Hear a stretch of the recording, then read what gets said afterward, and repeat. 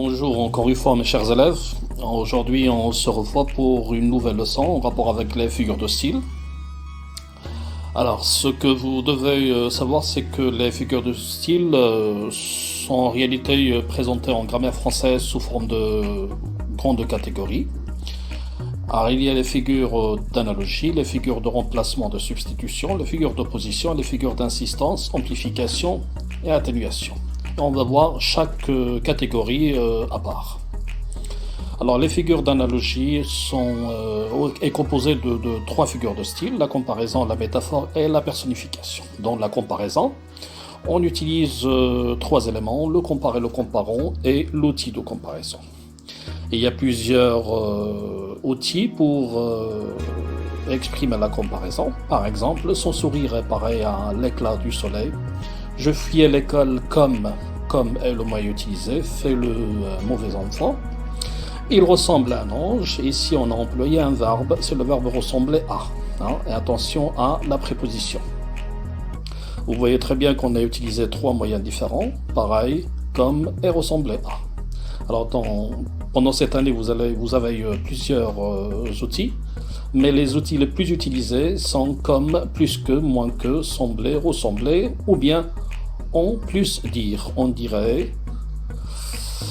Ce sont les moyens les plus utilisés, mais les autres outils ne seront pas ou ne vous seront pas demandés durant cette année.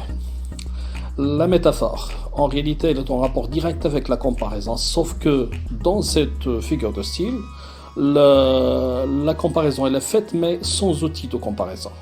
La vie est un voyage plein d'aventures.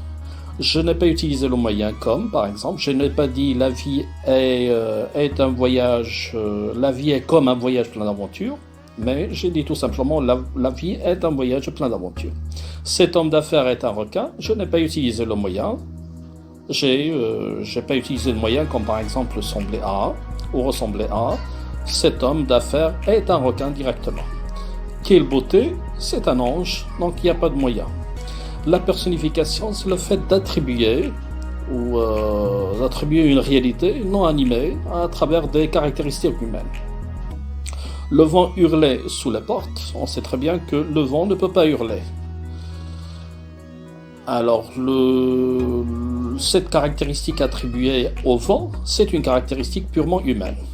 Le jardin dormait encore. On sait très bien que les jardins ne dorment pas. Les idées dansaient dans ma tête. C'est une façon de parler.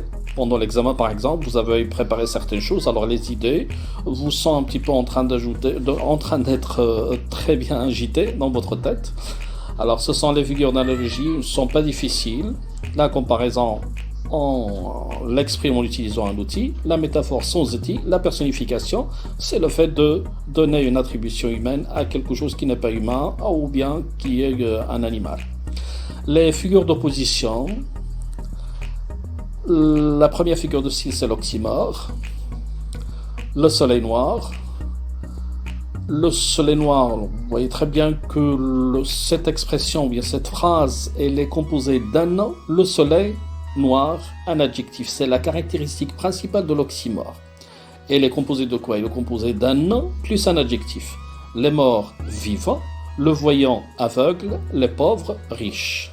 Et il y a une contradiction entre les deux mots. L'antithèse, en voulant tout gagner, j'ai tout perdu. En voulant tout gagner, j'ai tout perdu.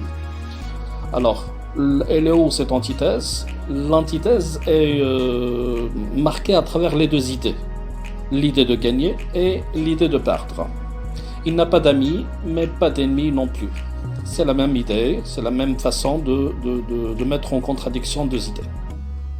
Zazie se tient de grands discours avec sa petite voix intérieure. La même chose. Alors l'antiphrase, c'est lorsque le sens est exprimé en disant tout à fait le contraire, mais de manière ironique. Par exemple, la première phrase, félicitations pour ton 0 en maths. Vous voyez très bien qu'en réalité, en ayant un 0 dans une épreuve, on ne reçoit pas de félicitations, mais c'est tout à fait le contraire. Tu lui as donné 2 dirhams. Quelle générosité! Alors la générosité, on est en train tout simplement de se moquer de cette personne qui a donné 2 dirhams comme récompense à quelqu'un. Ah, c'est du joli, c'est du propre, toi la fille d'un roi. C'est une phrase qui vous rappelle quelque chose. Elle a été citée dans Antigone, etc.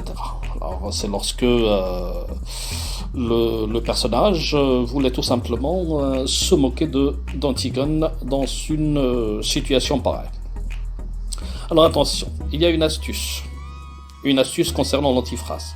Pour dévoiler facilement l'antiphrase, elle est toujours marquée par la fin. Cette fin comporte un point d'exclamation.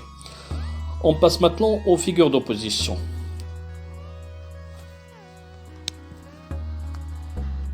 Alors un récapitulatif pour se rappeler facilement de ces 3 figures de style. Alors,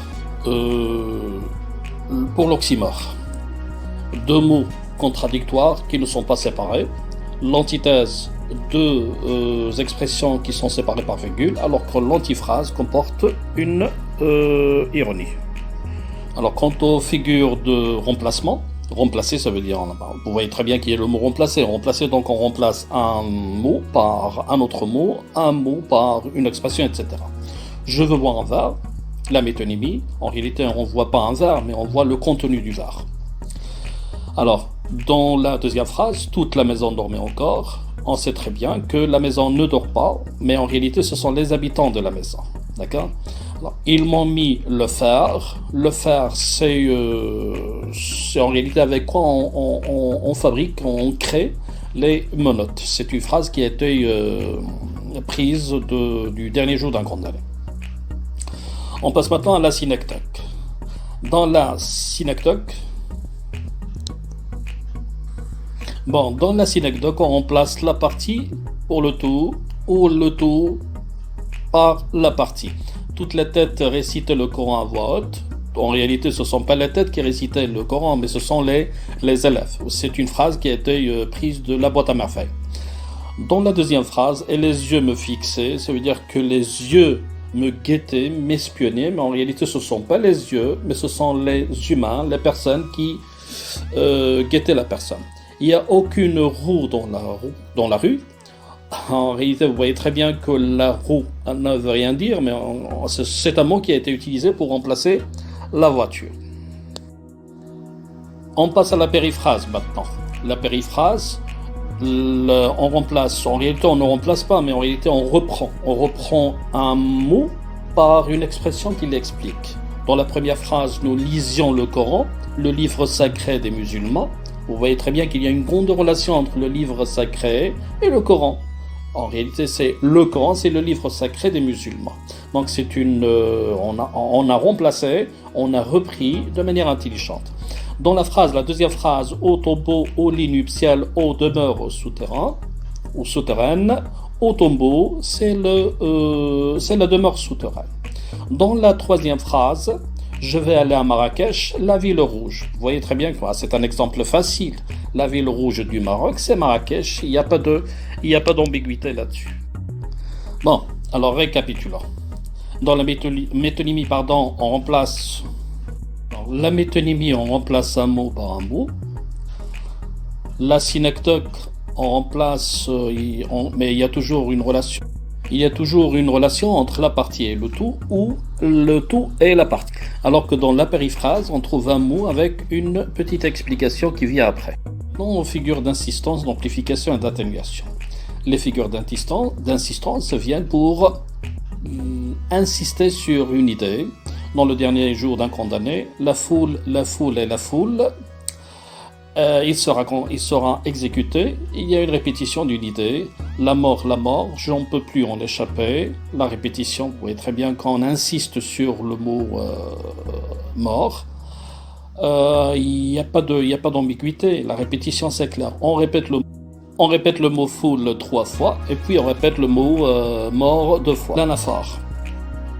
L'anaphore, elle aussi a comme caractéristique la répétition, sauf que dans la répétition, on trouve la répétition de 2 mots ou bien 3 mots, mais dans l'anaphore, cette répétition se fait à la tête de la phrase ou bien de l'expression. La grande différence que je vous ai expliquée entre la comparaison et la métaphore se répète encore une fois entre la répétition et l'anaphore. Ça veut dire que entre la comparaison et la métaphore, la grande différence c'est l'absence de l'outil, alors que dans la répétition et l'anaphore, c'est tout simplement la répétition qui se fait 2 fois ou 3 fois dans la répétition, mais dans l'anaphore, cette répétition se fait à la tête de l'expression.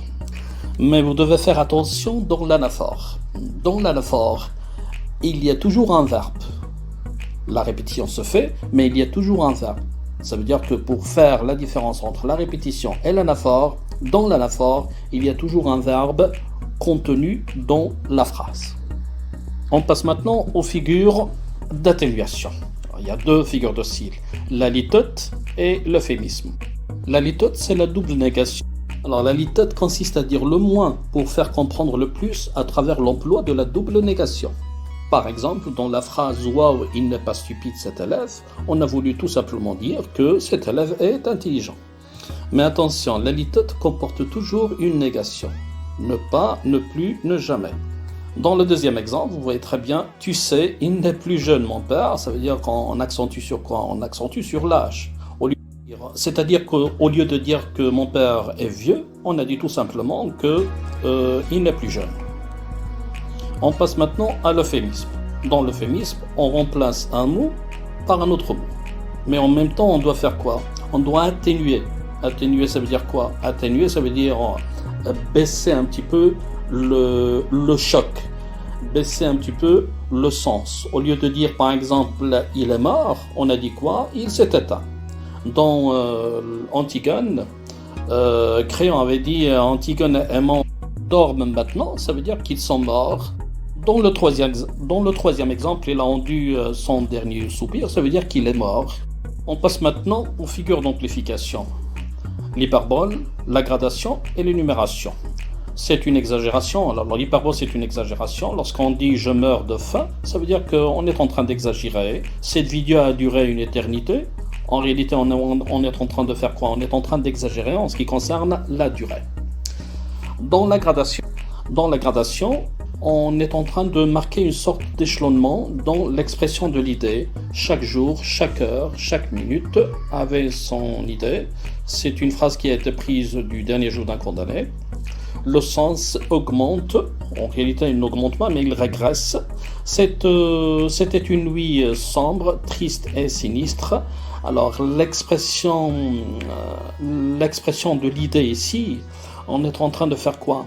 On n'est pas en train de marquer la durée de manière claire, mais on est en train de marquer l'idée. L'idée accentuée sur quoi? Accentuée sur l'utilisation de 3 adjectifs sombres, tristes et sinistres. Alors faites attention, il y a 2 types de gradation, une gradation qui est ascendante et une gradation qui est descendante. Alors que l'énumération, vous voyez très bien que le mot énumération vient de numéro. Alors au lieu d'utiliser des numéros, on utilise quoi? On utilise des mots pour remplacer des numéros. Les chiens, les chats, les chevaux sont mes animaux préférés. Dans la boîte à merveilles, comme vous vous rappelez, Sidi Mohammed nous disait il y avait dans la boîte des boules de verre, des anneaux de cuivre, un minuscule cadenas dans son clé, des clous à tête dorée, des encriers vides, etc. Bon, je procède maintenant à une récapitulation. Alors la comparaison. La comparaison, c'est un rapprochement entre 2 termes, comparer et comparant, à l'aide d'un outil de comparaison. Elle a comme effet le fait de mettre en relief une caractéristique commune au comparé et au comparant. La métaphore. La métaphore, c'est un rapprochement de 2 éléments, comparé et comparant, sans outil de comparaison. Quand elle se développe sur plusieurs phrases, la métaphore est filée. Elle a comme effet, ou comme valeur, évoquer une réalité donnée sous une forme imagée. La personnification, c'est une évocation d'une réalité non animée à travers des caractéristiques humaines. L'anaphore, c'est une répétition d'un même mot ou d'une même expression en tête de proposition de phrase ou de vers. La répétition, il est semblable à l'anaphore, mais il y a certaines choses qui la diffèrent de cette première figure de style. Alors la répétition, c'est une reprise d'un mot, d'un groupe de mots à l'intérieur.